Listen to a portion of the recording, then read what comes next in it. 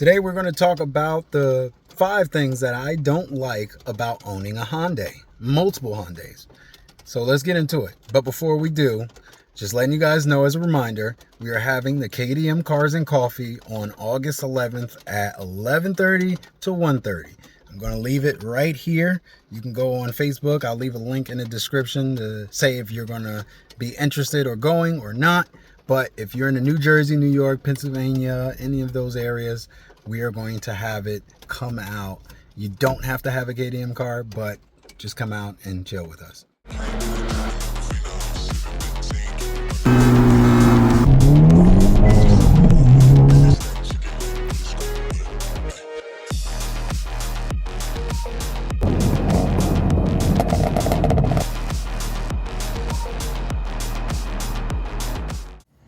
Before we get too deep into this video, I just want to start by saying some of them are nitpicks, but this car has been awesome and I really have no complaints about owning this car in general.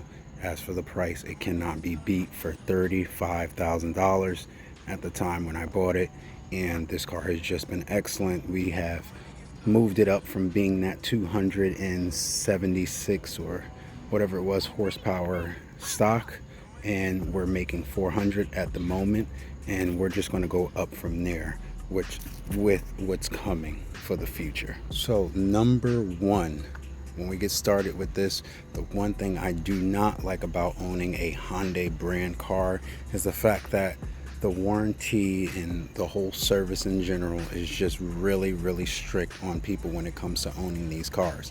So of course, this is a sport track car that is a bit of an economy car also, but Hyundai does not like people to mod these things, which I don't understand because they sell mods themselves. It's like, why do you make certain things accessible and then certain things are not? Whereas I've heard that VW has a partnership with APR where you can get the APR tune from the factory and it's safe. Now, can we get that done with this car? I would love to get N75 in with Hyundai because they are very safe, and I think that that partnership would bring people in if they knew they can get a tune or get past the octane learning. Even just get it up to 300 wheel would be really nice if a partnership like that could happen. Now, do I think it's impossible? No, but anything's possible. But I don't know, who do I have to talk to get that sorted out? And maybe we can make something happen for all the future Hyundai owners that choose to give this car or the Kona N or the Ioniq 5, any of those cars, a try. Well, obviously you can't mod the Ioniq 5 in, but who do we talk to about getting these things figured out? Next is going to be about the recalls. So I know this car has some recalls out there, but it seems like Hyundai in general has a lot of recalls on a lot of their other cars. Now, this currently has a open recall for the high pressure fuel pump, which we're going to go to Hyundai and get that figured out, but we already did our own high pressure fuel pump, which is the Sonata one, so we will get reimbursed pretty easily as long as we got the receipts for that. So you should be able to do the same thing, and all it takes is just having the receipt or going there and getting it fixed. But they do not have the exact fix for it right now, so you are going to have to wait a few. I don't know exactly what's going on, but I'm actually going to Hyundai today to figure all that stuff out for you guys. Keep in mind, if you're looking at the Palisade, they have issues where they have to get the engine redone in full, and it's like ridiculous that a brand new 2024 Palisade would have to get a brand new engine put in because something went wrong with the keepers or something inside the motor. It only has one in there at certain build dates, and they were supposed to have a total of 12. So just keep that in mind. Just like every other car, like I said, these are nitpicks, and almost every car out right now has some type of warranty or recall issue. So it's just how it is. I know people say all the time, oh, I wish the cars were how they used to be back in the good old days. You got to understand, back then too, I've heard multiple stories. Those cars in the 60s and 70s We love those cars, but a lot of those were on the side of the road for overheating problems, especially in the summertime. So, I mean, cars have always had their issues. That's just the way it is. It is a machine at the end of the day. The next thing about owning a Hyundai that it kind of ties into the first one is the amount of understanding that they have for any of their customers.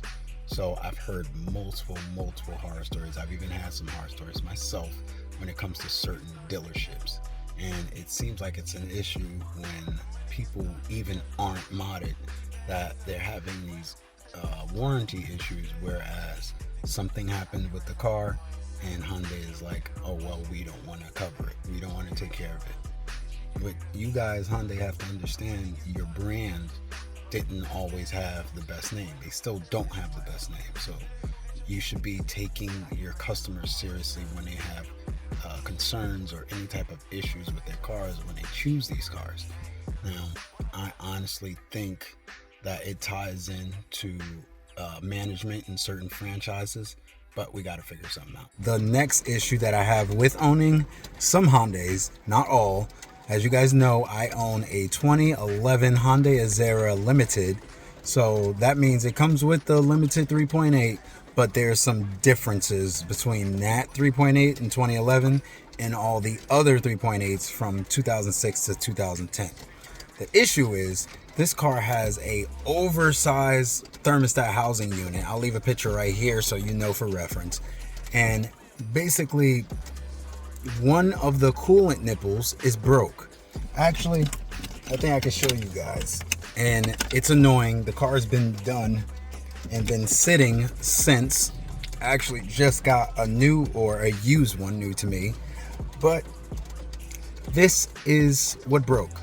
I had to change the throttle body. This came off when I went to go remove the throttle body. There is a hose that goes on here. So as soon as I gave it just a small amount of muscle, ripped off, as you can see. But when you look in the Hyundai's database and when you look all over the internet, everywhere, I mean everywhere, it gives you this. Now, there is a difference between this and this. As you can see, this has like a little bit of a raised part right there. Can you see that? Triangular shape, and it's taller. This one is shorter. There's no raised part right there. So my issue is this little grommet down on the bottom. You see that little rubber grommet? That does not fit. This one is slightly bigger and slightly taller, but they discontinued this part. So guess what? I cannot find another one. Brand new. I had to order a used whole unit from somewhere in Texas, and that just got to me. So unfortunately, that car is down just because of that. Just because of this little $5 coolant nipple, the car is down. Why don't they make these parts anymore for that car? And unfortunately, I can't make a big fuss about it because it was only made for one car, 1 year only, and that kind of sucks. So maybe that's on me, but that's my gripe I have with them. Just, there are some people out there with the limited editions that have these things, but if you're going to do a limited edition, maybe just program a little bit more power. Don't just change one thing and then that's the end of the car, or the end of that whole like thing for the car. So that's one major thing I cannot stand. All right, and number 5, the last thing that I don't like or I hate about owning a Hyundai is the fact that you don't know what kind of car you're going to get. Meaning, you don't know if you're going to get an absolute lemon or if you're going to get something that's actually pretty good and is going to last you for 200,000-300,000 miles like some people have gotten out of it. The thing is, with some of these Hyundai cars, the quality control is kind of questionable sometimes. And meaning, some cars could have a blown turbo from the factory. Some cars could have issues with the aux water pump like I did from the factory. It's just like, what?